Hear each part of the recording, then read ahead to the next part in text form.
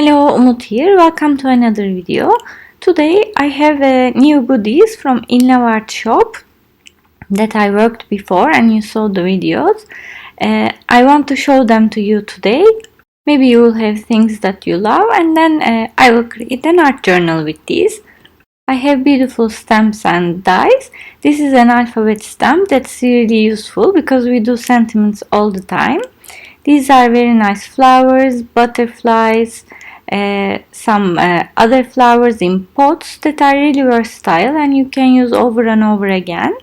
This is another thing, and these are some corks with a nice background, some bricks that we can use in the background, really cute houses that I intend to use soon, and another background that has a beautiful script and flowers. Another one that can be really nice corners. These are flowers that can be focal points, and these dies include important monuments around the world. There is Eiffel Tower, Big Ben, Sydney, and the statue in Liberty. We can make a nice travel page in the future. And these are some dies that have nice frames that can be useful for an art journal or even cards. I have a discount for you as always. It's 15% and their prices are already economical and there's a sale going on. So don't miss the chance. I will show you the code here, but the links are all down below. Now I'm going to design an art journal page with some of the products that you see here. This will be my focal point that I decided I will use all of them and create a journal page with some seasonal sentiment. First I will stamp them on a piece of cardstock. I'm using the mixed media paper from Ranger, but it doesn't matter, any cardstock will do. I'm using my archival ink in black to stamp my images, and then I'm going to use my Arteza acrylic paints to color these beautiful pots that are full of flowers. I wanted to show you also you can use your acrylics to color any images. It doesn't have to be backgrounds.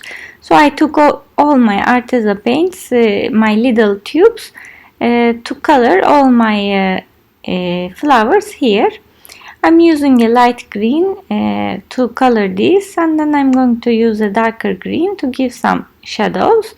I'm using water just to water down my acrylics so that I don't cover the lines of these beautiful images. You can use any medium to color your images. It's not mandatory to use acrylics, but that's what I wanted to show you today. You can also mix colors to create other colors that you want. For example, here I mixed blue with white to make a lighter color. And by the way, I also have a discount code from Arteza for 10%, and I'm going to give you the links down below as usual, so you can use it and take advantage of the discount. Anyway, the acrylic sets or any paint set, coloring set is quite reasonable prices for Arteza. I'm trying to color my images with the idea that these represent the seasons. So I'm going to have cold colors for winter, tones of blue, gray maybe, some bright colors for summer, greens and reds, maybe pinks for spring. And for autumn I will go with the colors of burgundy, orange and dark green maybe. If you don't want to watch the coloring part, you can always fast forward. Or if this is too fast for you, because this is 4 times faster than my usual speed, you can use the button down below at the right hand side of the video to arrange the speed according to your pleasure. As you see, I used some blues and grays for the winter pot, and now I'm doing the spring pot with some pinks, dark pinks in the middle of the flowers. And now I'm going to give some red little flowers to my summer pot. I really like these images representing the seasons. It's a lot of fun to color them accordingly. And I'm going to use some green on the pot of the spring. These are little images, so I'm not so crazy on the shadowing and highlighting, but I am doing it at a minimum anyway, giving some light and dark colors so that it doesn't look so flat. Now I am going to use some orange for the autumn, and inside the flower a darker color, darker red, and then in the pot I am going to use some brown. And as you are seeing, I'm using a lot of water to water down the paints because they are matte, and if I use them as they are, they will cover the lines, which I don't want. So I'm just using my water to manage the density of the paint. And for summer I'm using some orange for my pot. Now it's time to do the background. I'm going to split my page into 4 different parts representing the 4 different seasons. And now that I know 4 of my images, I'm going to color the background according to these images that I painted and according to the sense of the season that I refer to. Again, I'm using my acrylic paints, and I'm just going to color this part yellow, that is summer because it's sunshine and everything, and this part a little bit darker, the winter one. And I'm using Payne's gray for this, which is a very dark bluish color. For this it's autumn, so I'm using a cinnamony color. This is the first layer. Don't worry, it's not going to be this flat, and I'm going to work on the background one more time and mixing some colors. This is just to see how it's going to look like as a base. And for spring I use some nice dark pink, which is rose color. It would be good to use gesso before you do this because it's acrylic paints. I didn't, it's not a big problem, but it would be easier to manage if you use gesso. I'm using some darker or lighter colors than my background so that I make my page more interesting. I used some orange on the summer side to mix with yellow. Now I'm using some gray to mix with the dark blue, and I'm using some purple to mix with my pink for the spring. I'm using my hand and just playing with it, basically mixing the two together. If you are a regular subscriber of this channel, you know by now I love to paint with my hands. I need to get them dirty. And now I'm using a darker brick color to mix with my dark orange or cinnamon in the autumn side. Now it looks so much better and more interesting.